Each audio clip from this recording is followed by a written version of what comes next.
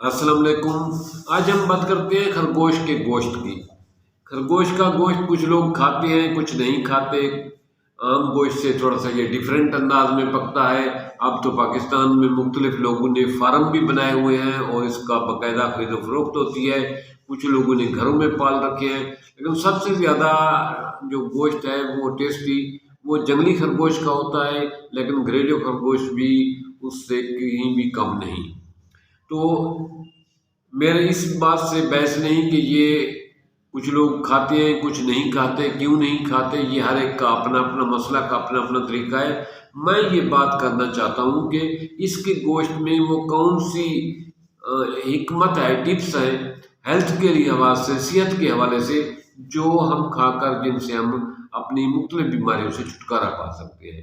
سب سے یہ ہے کہ اگر کسی کو خدا نخواستہ لکوہ ہو گیا ہو، فالج ہو گیا ہو، تو اس کو خرگوش کا گوشت دیا جائے پکا کر، کڑھائی بنا کر، یخنی بنا کر، تو یہ اس کو جلد ہی جو ہے نصیحت یاب کرتا ہے، اس کو وہ تندرستی کی طرف لوٹ آتا ہے۔ اس کے فالج اور لکوے کی وجہ سے جو پٹھے اور جو وینیں ڈسٹرب ہوتی ہیں وہ ٹھیک ہو جاتی ہیں، کیونکہ اس کا گوشت گرم ہوتا ہے اور زیادہ ہیٹ پہنچاتا ہے، زیادہ انرجی والا ہوتا ہے۔ خرگوش باقی جانوروں کی نسبت ایکٹیو قسم کا جانور ہے۔